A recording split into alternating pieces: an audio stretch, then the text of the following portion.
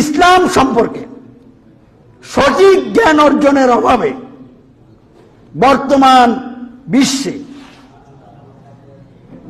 নানান রকম বিভ্রান্তি চলছে। চলমান বিভ্রান্তির মধ্যে এক নম্বর যে বিভ্রান্তি, মানব রচিত ব্যবস্থার অধীনে থেকে নামাজ রোজা সহ ধর্মীয় কিছু আচার অনুষ্ঠান পালন করে লোকেরা লোকদেরকে ইমানদার মুসলিম ভাবতেছে এবং এইসব আমলগুলির বিনিময়ে জান্নাতে যাওয়ার আশা করতেছে। এটা এক নাম্বার বিভ্রান্তি। বিভ্রান্তি কাকে বলে? যেটা ঠিক নয়, এটা যদি ঠিক বলেন এটাই বিভ্রান্তি, আরবিতে গুমরাহি। তাহলে মানব রচিত ব্যবস্থার অধীনে থাকা, অর্থাৎ কুফর এবং শিরকের মধ্যে থেকে আপনি যদি নামাজ রোজা এই ধরনের আনুষ্ঠানিক কিছু ইসলামের নিয়ম কানুন পালন করে নিজেকে ইমানদার ভাবেন, আসলে কি আপনি ইমানদার? আপনার এই আমল কি কবুল হবে? এই আমল কি আপনার আমল নামায় থাকবে? এই আমলগুলি কি দিয়ে কি আপনি জান্নাতে যেতে পারবেন? এখন উল্টা কোথায়? জাহান্নামে। আল্লাহ তো জান্নাত হারাম করে দিচ্ছেন আর বলে দিচ্ছেন ঠিকানা হবে কোথায়? জাহান্নামে। তাহলে জাহান্নামের পথে থেকে ইসলামের কিছু আমল করে যদি জান্নাতে যাওয়ার আশা করেন, এটা ঠিক না বেটি?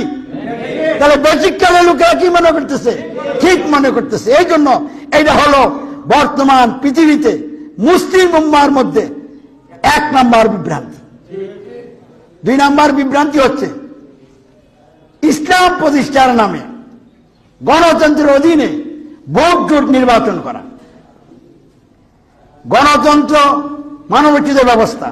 গণতন্ত্র বলছে সমাজ রাষ্ট্র গঠন পরিচালনায় সার্বভৌমত্ব জনগণের। সার্বভৌমত্ব কি? আসলে সার্বভৌমত্ব কি? মানুষের জীবনের সকল দিক বিভাগ সহ সমগ্র সৃষ্টি জগতের চূড়ান্ত মালিকানা এবং হুকুম নিয়ন্ত্রণ ও পরিচালনা করার সর্বোচ্চ ক্ষমতাকেই সার্বভৌমত্ব বলা হয়।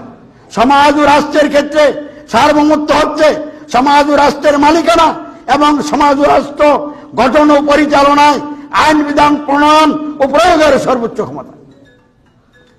সমাজ এবং রাষ্ট্রের সার্বভৌমত্ব মীমাংসা না করে কোন সমাজ রাষ্ট্র গঠন হবে না, চলবে না।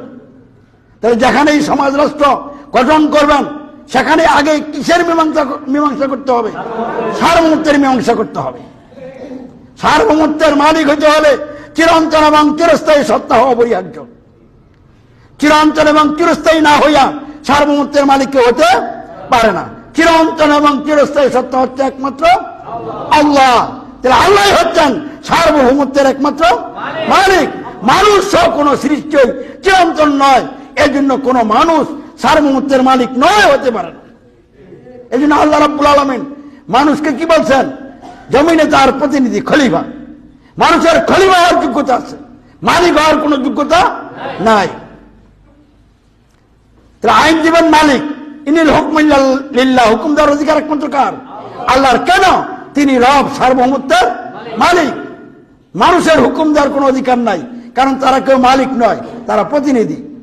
প্রতিনিধি কাকে বলে? যিনি মালিক নয়, অবশ্যই তার মালিক আছে। মালিকের অনুপস্থিতিতে মালিকের ইচ্ছা নেই, মালিক যেভাবে চায় এইভাবে কার্যকরী করে, তিনি হলেন কি? প্রতিনিধি। তাহলে সার্বভৌমত্ব কার হবে? আল্লাহর।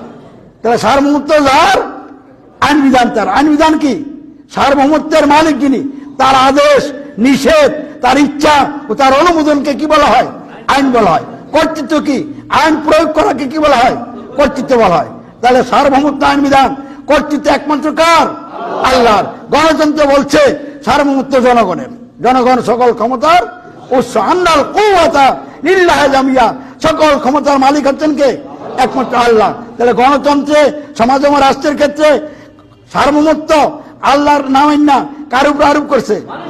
তাহলে যারা গণতন্ত্র মেনে নিয়েছে তারা নিজেরাই তো নিজেদেরকে ক্ষমতার মালিক দাবি করে সমাজ এবং রাষ্ট্রের ক্ষেত্রে রব ঘোষণা করেছে, রবের বিরুদ্ধে বিদ্রোহ করেছে।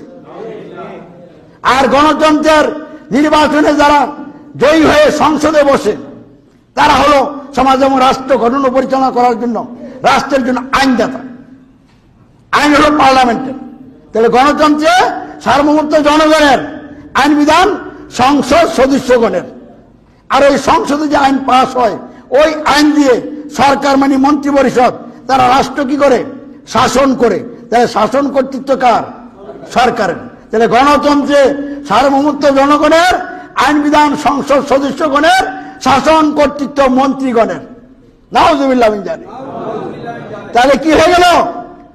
আল্লাহর রুবিয়তে শিরক হলো কিনা? এবং শিরক হওয়ার কারণে কুফর হলো কিনা? তাহলে যে গণতন্ত্র আল্লাহর রুবিয়তের সাথে কুফর এবং শিরক করাই দিচ্ছে মানুষকে, সেই গণতন্ত্র মেনে আপনি ইলেকশন করবেন, তাহলে আপনি কি শিরক এবং কুফরে লিপ্ত হন নাই?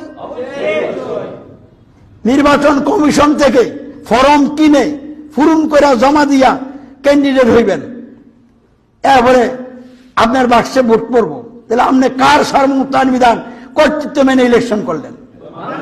তাহলে গণতন্ত্রের অধীনে ইলেকশন করতে গেলে 1 নাম্বার মানুষের সার্বভৌমত্ব আইন বিধান কর্তৃত্ব মেনে করতে হয়।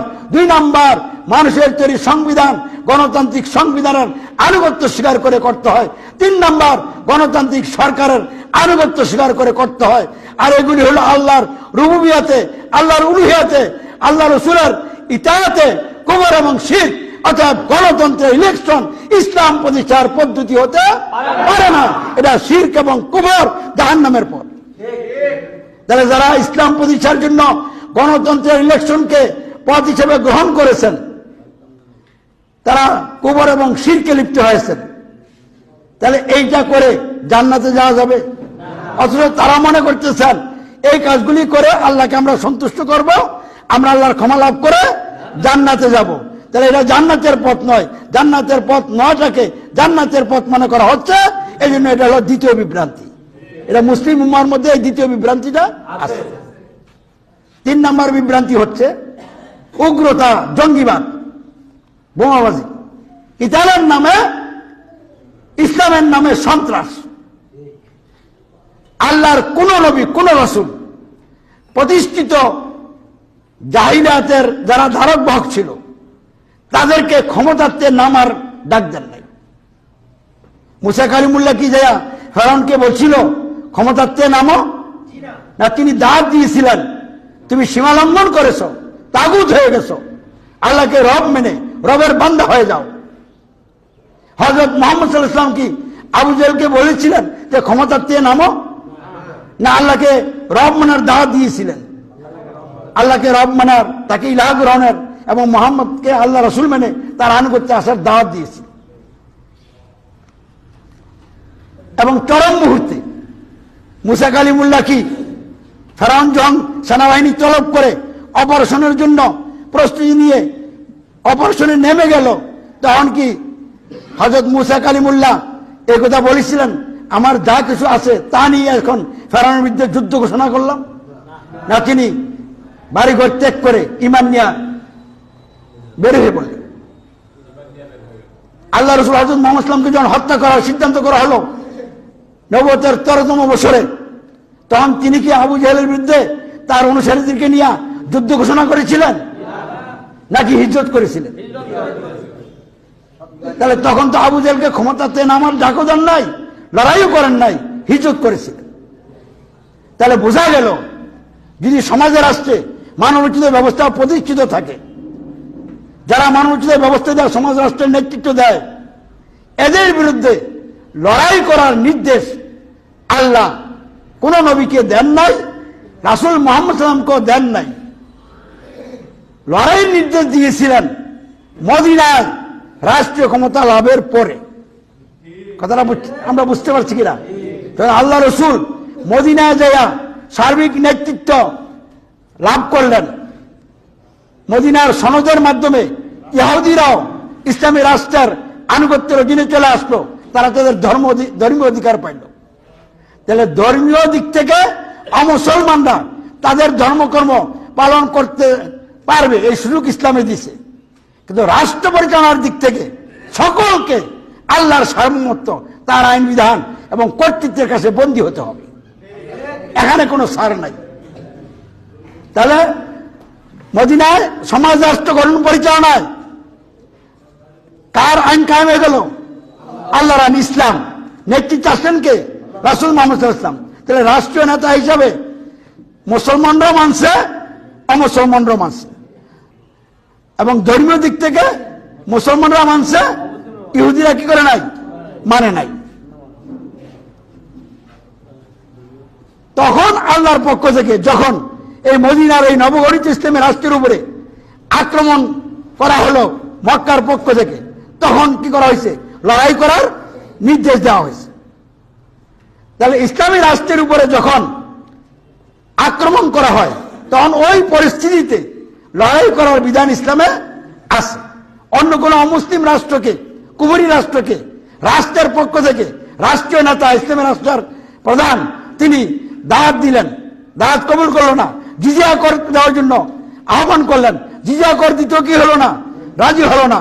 তখন টাইম ঠিক করে দিয়ে বলে দেওয়া হলো এর মধ্যে সিদ্ধান্ত নাও, যদি না নেয় তখন আক্রমণ করা হয়েছে নিয়ম অনুযায়ী। তাহলে কিতালটা এটা কি ইসলাম প্রতিষ্ঠার পথ, নাকি ইসলাম প্রতিষ্ঠা হয়ে গেলে রাষ্ট্রীয় ক্ষমতা ইমানদারদের হাতে আসলে বিভিন্ন প্রেক্ষাপটের আমল? এটা হলো ইসলামী রাষ্ট্র হইলে তখন বিভিন্ন প্রেক্ষাপটের আমল।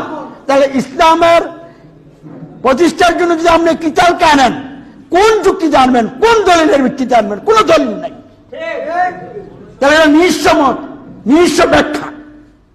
তাহলে ইসলাম প্রতিষ্ঠার নামে যারা আজকে উগ্রবাদী তৎপরতা চালাচ্ছেন, বোমাবাজি করতেছেন, মানুষ হত্যা করতেছেন, এটা কিতাল নয়, এটা ইসলাম প্রতিষ্ঠার পদ্ধতিও নয়, এটা ইসলামের নামে সন্ত্রাস।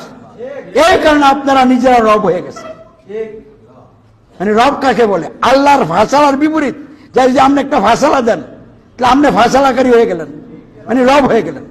তাহলে রমজান মাসে রোজা ফরজ, এখন আপনি যদি কন যে আল্লাহ মহরম মাসে রোজা ফরজ করছে, মহরমে আমরা রোজা রাখবো, তাহলে এটা কি আল্লাহর ফাসালা না আপনার নিজের ফাসালা? তাহলে এই ফাসালা যে আপনি নিজে কি হয়ে গেছেন? রব হয়ে গেছেন। তো ইসলামের রাষ্ট্র হইলে পর বিভিন্ন প্রেক্ষাপটে কিতালের বিধান ইসলামে আছে। এখন পর্যন্ত পৃথিবীর কোথাও একটি ইসলামী রাষ্ট্র হলো না। এমত অবস্থায় আপনি যদি পলায়া থেকে পাবলিক হইয়া কিতালের অর্ডার দেন, তাহলে এটা তো ইসলাম হলো না, এটা নিজস্ব মত হলো। তাহলে সময় না হওয়ার আগেই আপনি কি করতেছেন? পজিশনে না এসে আপনি কি করতেছেন? লড়াই নির্দেশ দিলেন। তাহলে এটা কি আল্লাহর ফাসালা না এসব কর্মকাণ্ড যারা করে তাদের নিজস্ব ফাসালা? তাহলে তারা নিজেরাই কি হয়ে গেছে? রব হয়ে গেছে। তাহলে এই কাজ করে মরলে কি শহীদ হবে? তাহলে এই কাজ করে যদি মরে শহীদ হবে না, তাহলে তার ঠিকানা হবে কোথায়? জাহান্নাম। অথচ এই লোকগুলি মনে করে এটি জান্নাতের পথ, এবার মরলে জান্নাতে যাওয়া যাবে, মারো এবং মরো। তাহলে এটা কি জান্নাতের পথ না জাহান্নামের পথ? তাহলে জাহান্নামের পথকে জান্নাতের পথ মনে করা হচ্ছে, তাহলে এটা তো গুমরাহি। তাহলে বিশ্বব্যাপী এই তিনটা কি আছে? গুমরাহি এখন আছে। কোথায়? মুসলমানদের মধ্যে। যে কোনো একজন মুসলমানকে বিশ্লেষণ করলে তিনটার যে কোনো একটা গুমরাহির মধ্যে কি পাওয়া যাবে? নাই কারা? যারা এই তিনটাতে আলাদা হয়ে গেছে, জাহিলাত ত্যাগ করেছে, ইসলাম নিয়েছে।